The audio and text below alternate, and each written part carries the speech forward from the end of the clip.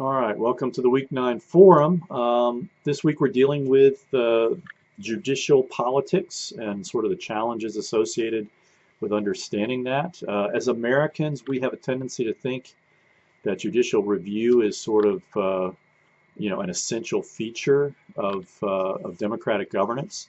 That's actually not the case. In fact, many parliamentary systems have what we call legislative supremacy, which is another kind of implication of parliamentary, democracy that we haven't considered.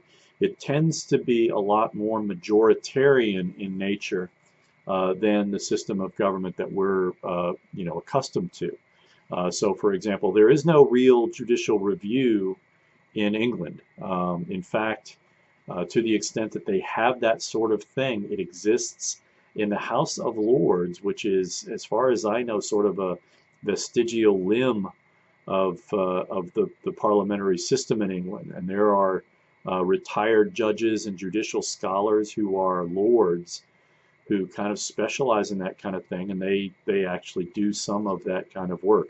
But formally speaking, to the extent that there is a law drafted that violates their governing norms, remember that the United Kingdom doesn't really have a written constitution. That's another thing that we seem to think a lot of times, that there has to be a constitution in order for us to have a government, or in order for us to be democratic.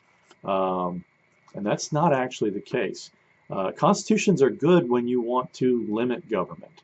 But in a country like the United Kingdom, which is a good example, they sort of evolved their norms towards limited government in non-written form, and so it's very interesting.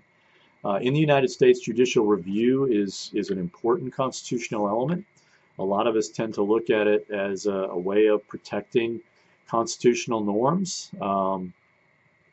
Again, judicial review itself is not clearly enunciated in the Constitution. If you read Article 3, it basically says the judicial power shall rest with a Supreme Court. It doesn't really say that there will be judicial review. It's again sort of an asserted power that emerged out of a Supreme Court case, Marbury versus Madison. There's a clear distinction between federal law and state law. But in fact, the federal Supreme Court and the federal courts, for that matter, can strike down laws, state laws that are considered to be discriminatory, due to, of course, Article 6, the Supremacy Clause. This chapter does a good job of providing Germany as a model for comparison. And I think that's an apt comparison because, first of all, Germany's constitution drew heavily on the United States. They had a natural affinity towards a federal system, largely, again, owing to the fact that prior to statehood, the German states had been separate sovereign entities. And so it's not shocking that the Germans would find a federal system of government to be congenial to their culture. They have their idea of constitutional law they call basic law. And it's a somewhat convoluted system by how they go about considering whether laws meet constitutional muster or not. I think that there are a lot of interesting things to talk about this week, and certainly when we think about things like how people become judges, increasingly in this hyper-polarized environment.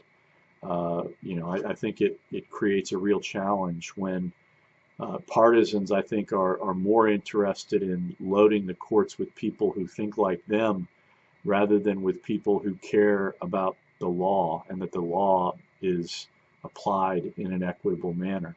And when you're dealing with issues like abortion, where one side is convinced that terminating a pregnancy amounts to murder, and where the other side is equally convinced that it's not, and that basically getting rid of abortion at all, total ban on abortion, would mean the death of women's equality as political actors, you can understand why this has become a really, really hot issue.